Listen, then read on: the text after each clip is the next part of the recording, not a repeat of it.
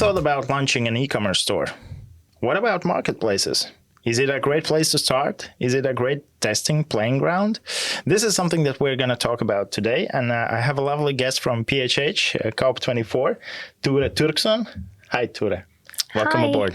Thank you. My name is Arnis Jakobsons, and as usually, this is Baltic E-commerce Stars podcast season 2.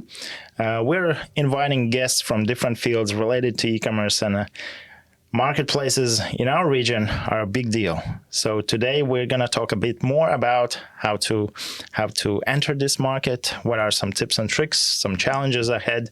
And Tuure, for those who doesn't know you, what do you do and what's the daily life in COP24?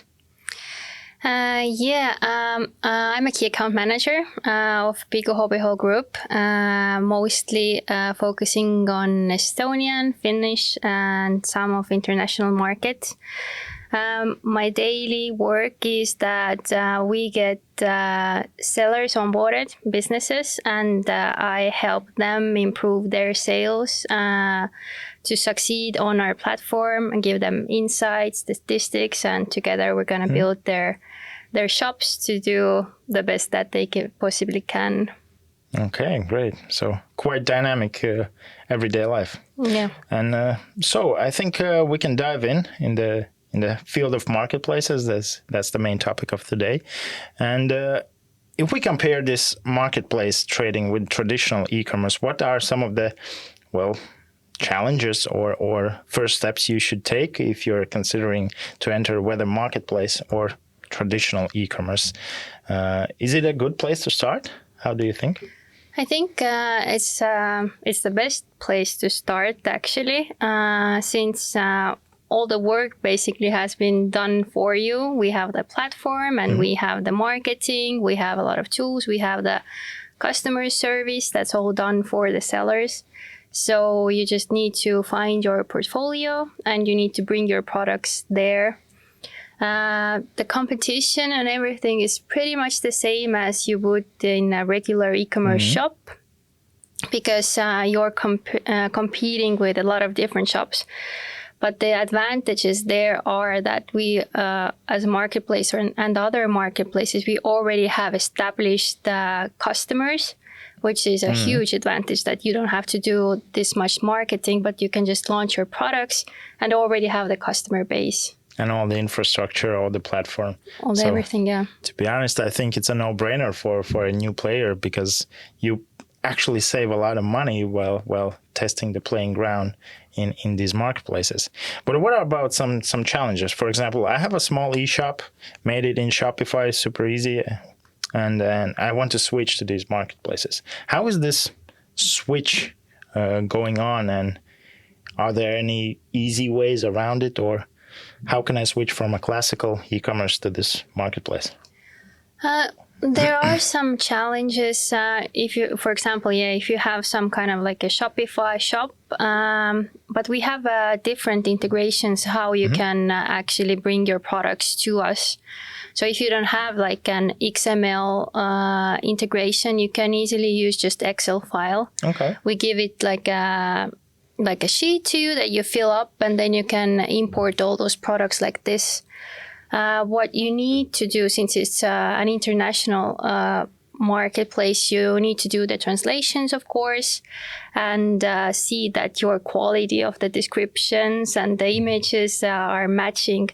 But we have these standards, and we're gonna, like all marketplaces also do, and they're gonna give it out, and you just need to follow the instructions pretty much. Okay.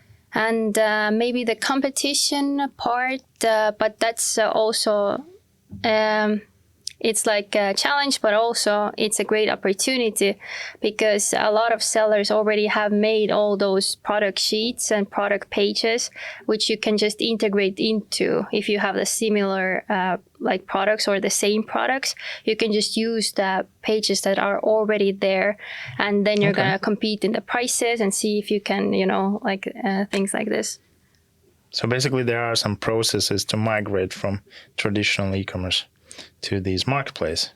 And in my personal view, I think that you shouldn't completely migrate, that it's a separate entity, But I think a good thing that you talk about is the infrastructure and the audience, because, well, that's the bread and butter of e-commerce, the audience itself. And I know that, for example, in Etsy, it's a pretty huge competition there, and you have to do the SEO for Etsy. How about in your marketplace? How the competition? How can I compete with others? Do I don't know, write better keywords, or what's the competition there like? There are a lot of possibilities to stand out amongst competition. We already touched on the picture and description quality, of course, but then there are different kind of marketing solutions that you can also do. We have all like free campaigns that you can always participate in, that you bring your selection of products. We have like different categories or the seasonal things that you can go and participate completely free of charge. Just put the products, which is a huge. So marketing as well from your side. Yeah, and like for example, Black Friday or things like this, we get 3 times the visitors. So it's a great way. Just don't snooze on it, right? If we offer it, use it.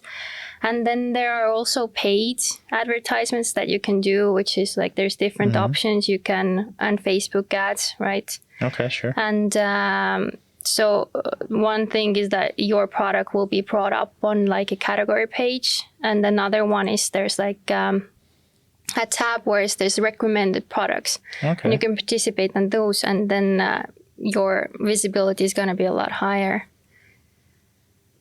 And regarding those campaigns you mentioned, what's the process? For example, there are 10 companies that want to participate. What's the selection process? How do you do that? We usually pick the most sold items. Oh, okay. And we also have available for our sellers the statistics of mostly viewed products, and then the sales. They can always look it up, which is going to help them, use the working solutions always. That works the best. And also for marketing, we also always suggest using marketing for the products that are already selling, because that's what works best. Even if you do the sales campaign or something on products that don't usually sell, most likely it's not going to sell in the campaign as well. Okay.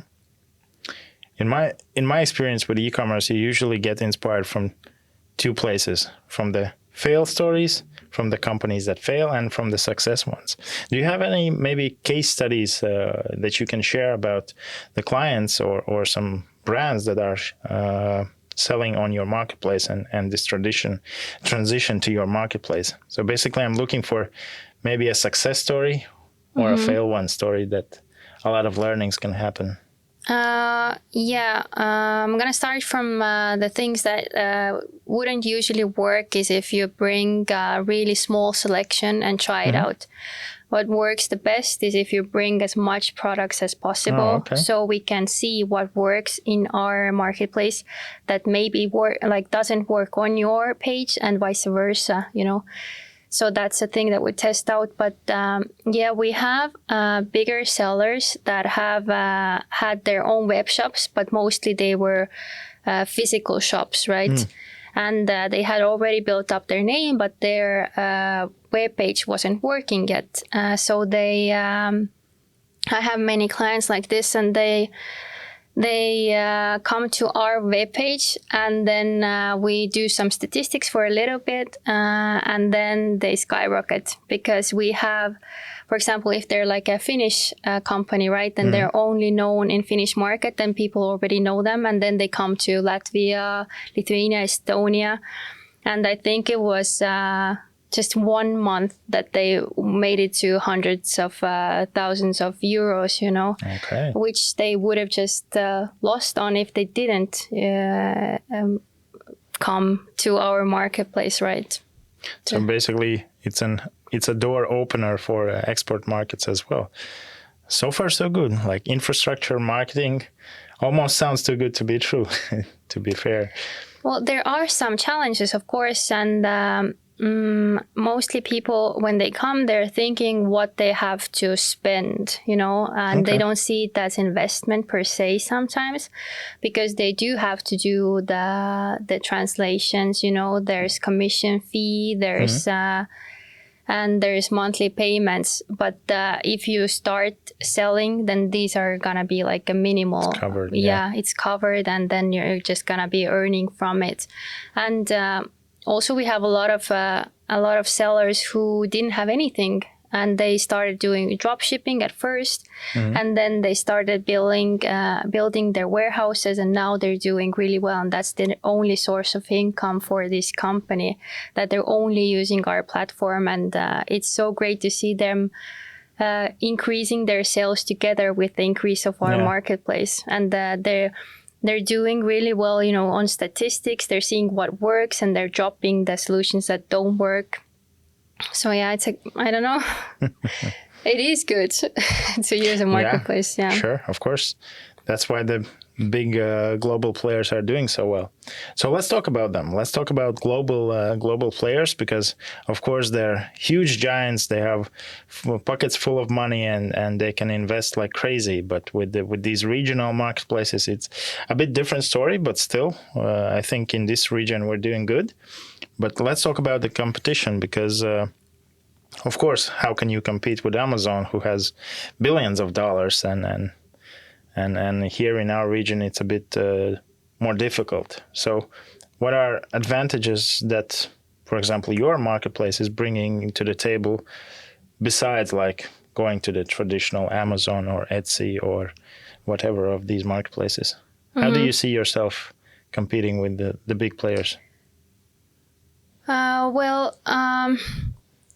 They have their own market, and we have our own market, and we have our knowledge of our people and how they like to do their shopping. And since we have a lot of big players, we can offer great deals on shipping, on fast shipping, and we have a lot of next day delivery possibilities, which we cannot get from Amazon or eBay mostly. And also we are known and trusted among our Baltic states and Finland. We've been here for years and years now, and we just integrated the marketplace now. So we're already trusted. People already come, and now they have this advantage that they can use the marketplace as well, not just the first party shop. And a lot of our sellers can offer free shipping, because they have like deals with transportation companies, and we can sell the products that are for our region. That maybe other people have no knowledge of, or that they don't sell in eBay or Amazon or other giants like this. And do you think that this local knowledge, local insights are sustainable? Because, a few years ago in Latvia, we had our own social network, and it was dominating, but then the Facebook came and crushed everyone. And I'm thinking about this global competition. Are they going to crush us at some moment? And is this local knowledge something that we can sustainably keep as an advantage? What are your thoughts about? Well, of course, they can think about coming to our market, but I think we have such a small amount of people, and I don't think that they see value in us to move here anytime soon. And also the statistics doesn't show that they're gonna move to our market. So I think we have a great advantage right now to use what we have, to build on it, and to make it even more well known. So as of now, I don't see that they're gonna be competing with our market yet. So let's just go with the keep fingers crossed. Go with the wave as long as it's carrying us.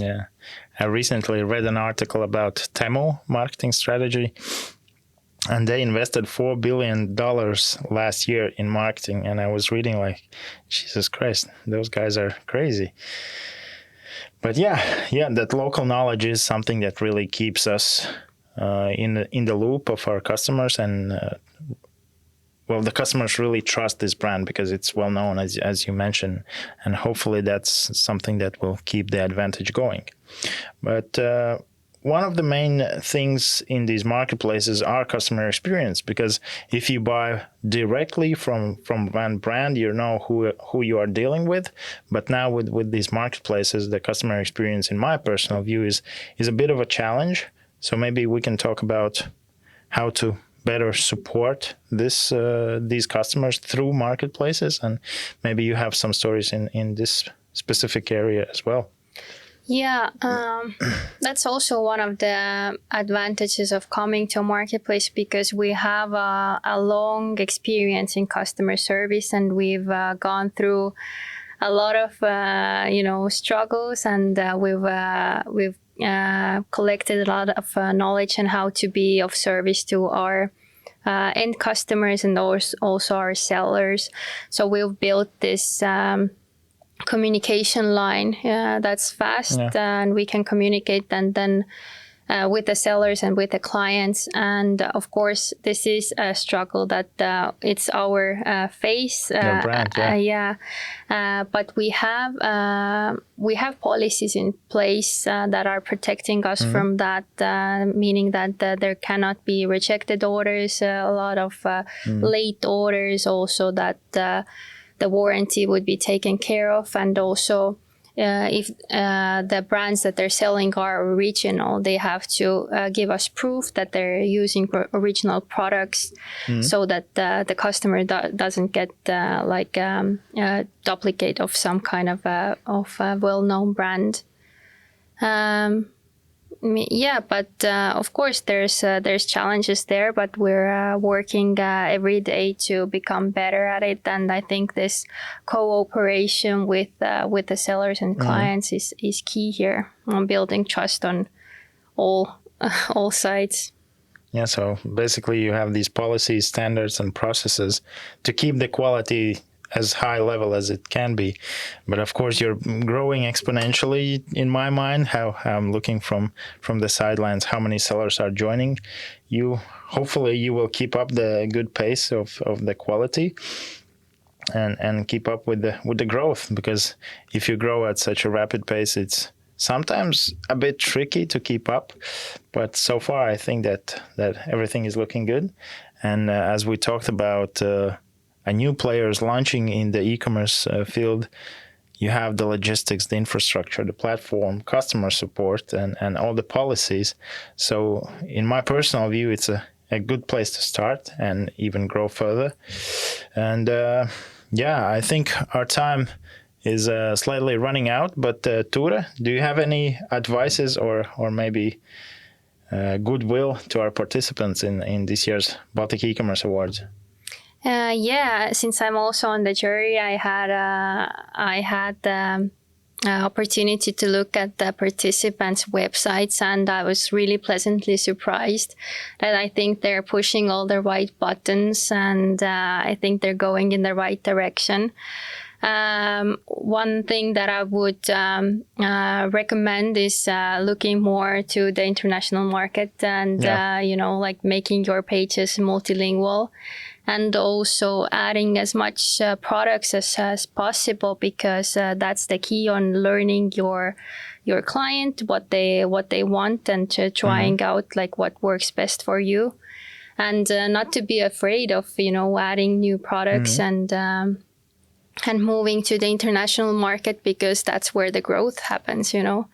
So I would encourage to grow and to take advantage of all the possibilities that we already have in hand. And I wish you all the best of luck. Perfect. I can totally agree. It's the same from my side, because the export, the outside markets, it's where the real e-commerce happens. Our markets are too small to play in the big leagues. So be brave, go outside our Baltic borders and sell us crazy. Okay, let's wrap it up. My name is Arnis Jacobson. With me today was Tuure Türkson, and yet another podcast series. Signing out, and see you next time.